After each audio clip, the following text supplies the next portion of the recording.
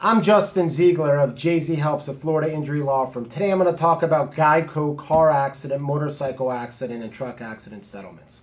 This is a picture of the home office building of GEICO. Generally, all the very large claims are decided in that office. Now, the settlements I'm going to talk about are mine. This is the motorcycle. That's what was left of the motorcycle after a crash where a car made a left-hand turn in front of my client and crashed into him. He claimed that his herniated disc, erectile dysfunction, and a meniscus tear was caused by the accident. One interesting thing with that claim is my client's own doctor reviewed the film, and our doctor did not see a meniscus tear. Nevertheless, we sent that CD of the MRI to GEICO, and GEICO's own doctor that they hired found a meniscus tear. That rarely happens, but it did in that claim. I settled a case for $57,000 where my client was the first car in a chain reaction of cars. It was a rear-end accident. So car number 3 hit car number 2, which pushed car number 2 into my client, and who was car number 1. She ended up claiming that the accident caused a rotator cuff tear. The middle car, I had Progressive Insurance. They paid $10,000. GEICO insured the third car, and they paid $47,000 towards the total settlement. This is an interesting case where my client had a hip fracture and he had surgery. He was driving on I-95, which is one of the freeways expressways in South Florida, and this was a one-car crash. He lost control essentially of the vehicle and claimed that another driver cut him off. Now, he actually came to me for another case that I was representing him with. We settled for $35,000, not involving GEICO, but nevertheless, he mentioned this to him, and I said, do you want to make a claim? He said, yes. The money was paid from, he was living with his mom at the time, who had a $10,000 uninsured motorist policy. It was stacking, which means all the cars on the policy, you multiply the number of cars times the uninsured motorist limit. So there was 5 cars in this particular policy, times 10 grand, 50,000 was the policy limits. But again, what was interesting, he got the ticket. It said careless driving, lost control of vehicle, yet GEICO paid $50,000. The picture above was not the exact rod from his claim. I was just using that to show you. This is a case where my client was T-boned by another vehicle, or actually T-boned another vehicle. The other vehicle blew a stop sign. GEICO was the insurance company for the careless driver. They paid $20,000. My client claimed that his herniated discs and bulging discs that he had before the accident were worsened by the crash. His uninsured motorist insurer, which he had, paid an additional $19,000. As you can see, $39,000 was the total settlement. But one of the things that helped that case is you can see the large amount of damage to the vehicle. All things equal, when you have a lot of damage to a car, it makes it easier to argue that your herniated disc or bulging disc was caused by the accident, or your worsening of a herniated disc or bulging disc was caused by the crash. This crash happened in South Florida as well, in Miami. This was an interesting case I had where scooter rider recovered $35,000 in insurance from the at-fault parties.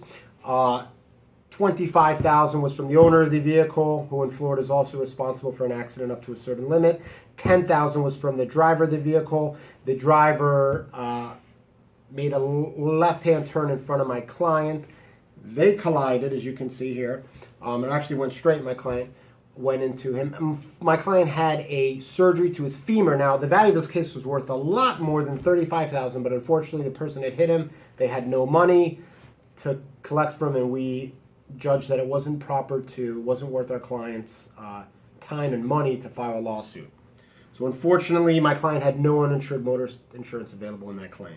This was the accident scene from a claim where I settled for $20,000. GEICO insured the careless driver. My client actually was driving for work at the time of the accident, so her workers' compensation insurance paid the most of her medical bills. And even though she claimed that a herniated disc was caused by the crash, also claimed some other injuries as well. But a large part of the reason why the claim settled for $20,000, she was older, is the workers' compensation paid so much money, and then they asserted a claim from the total settlement.